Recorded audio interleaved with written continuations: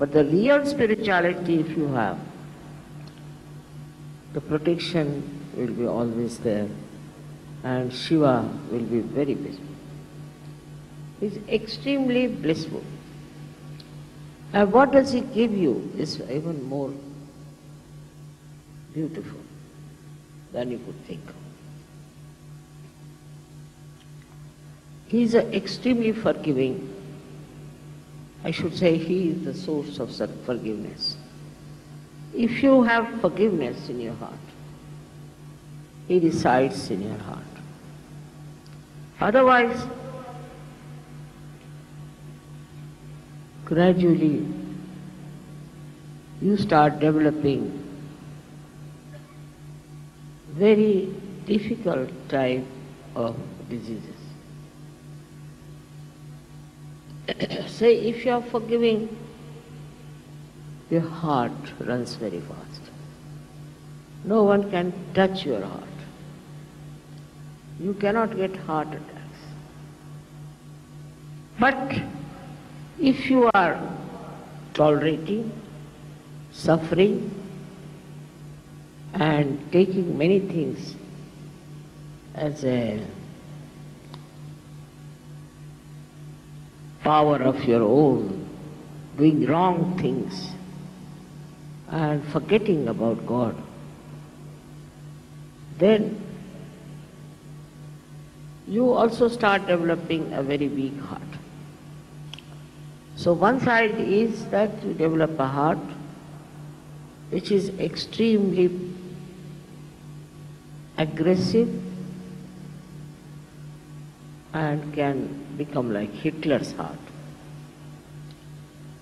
Under any kind of pretensions, if you start torturing someone, your heart becomes solid, and then you can get a tremendous, massive heart attack, and all the troubles follow.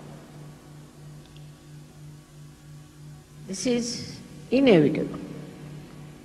But supposing you are extremely tolerant and you tolerate all nonsense, you are very docile, you are a frightened person. If you are frightened and because of fright you do that, you can develop another kind of a heart we call as angina, where the blood supply is less and ultimately you develop a kind of a guilt and you lead a very mediocre life. So this second thing also is very visible among people who think they are very, very tolerant. I am saying that tolerance is all right because of spirituality, but not because you are frightened and you are afraid of something. If you are a Sahajogi, you have no business to be afraid of anything. In India, people are afraid of everything. If they see a squirrel, they will be frightened.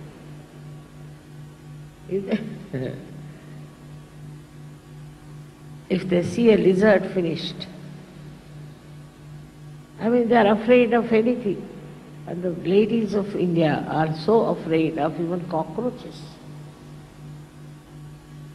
This kind of temperament is absolutely stupid, because that makes you a kind of a person who is prone to angina.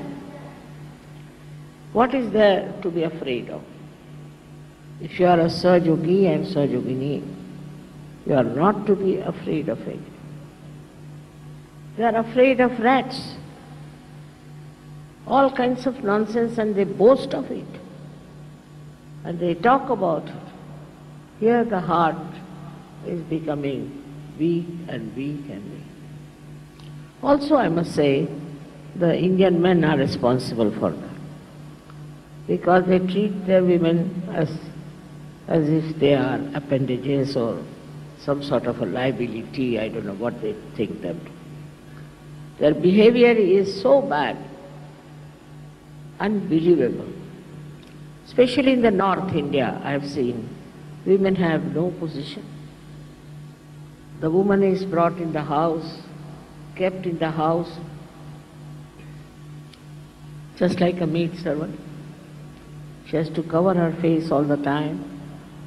She doesn't have to go out anywhere without permission. It's terrible. Some people say it is the Muslim influence or whatever it is. But when you believe in eternal life, in spiritual life, you should not be governed by any such nonsensical atrocities. And that's why I feel that you really need the emancipation of women in India. They are very good, they are very tolerant, they are very sweet, but they develop all the bad diseases, all the mental diseases, because they don't know their own value, they don't know their own self-respect. And on this I have already spoken at length. Why should men behave like that? Thus, I think in our country we have at least 70% are women. And the 70% people's energy is wasted in the North India. I don't know what they think of themselves. And then they are punished. All such countries can never prosper because women are the Lakshmis. But they have to be Lakshmis also. They have to behave like Lakshmis. But some of them come up like this that you are shocked.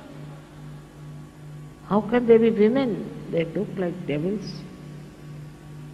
So it's such an imbalance in the society, which is punished again by Sri Mahadev. He is very kind and he looks after the people who are suffering. And he tries to punish people who make them suffer. It is his quality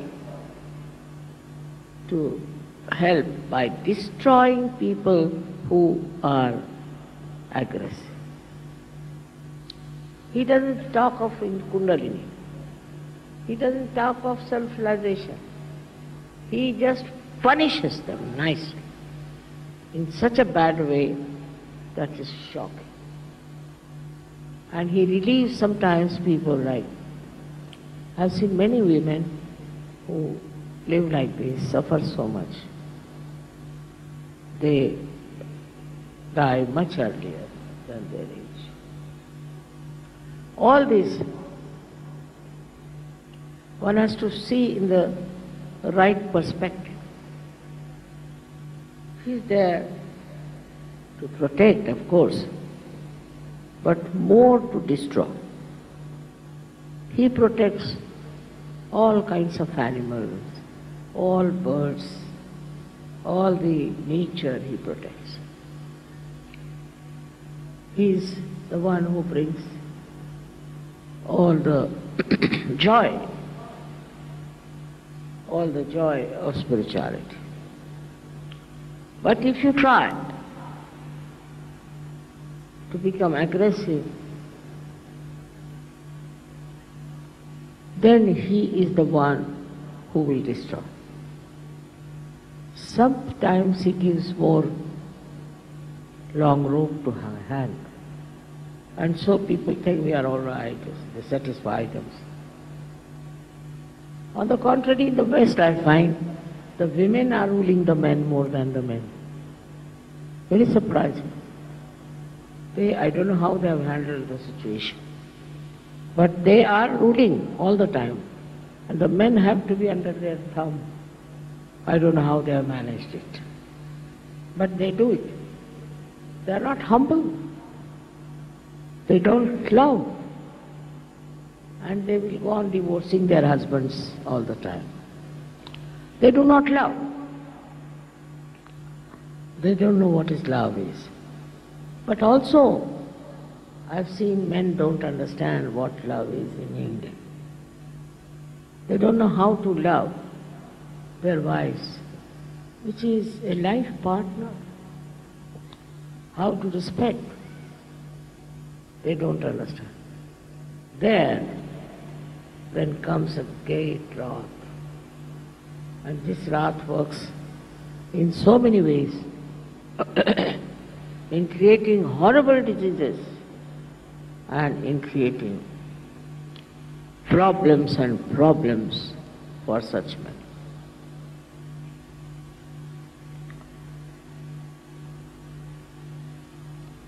And the society also is responsible for doing all kinds of things against humble people. Both ways one has to understand that if you are aggressive, you are under the third eye of Sri Mahadeva. In any way. If you are aggressive, say with your servants. If you are aggressive with your subordinates. If you are aggressive with your children. There is this wrathful God watching, and one can get under the spell of his destruction. But he gives us the great heights of Himalaya. He makes human beings extremely beautiful, very noble. And he wants that people should love each other. There should be pure love among human beings. And also, he makes you very delicately behaving towards other people. Very sweetly behaving towards others. If you don't have that, then you are going in the wrong direction. But his greatest thing is that he gives you the height and the depth. If you are worshipping him, then you develop such heights that you see the whole world as a witness.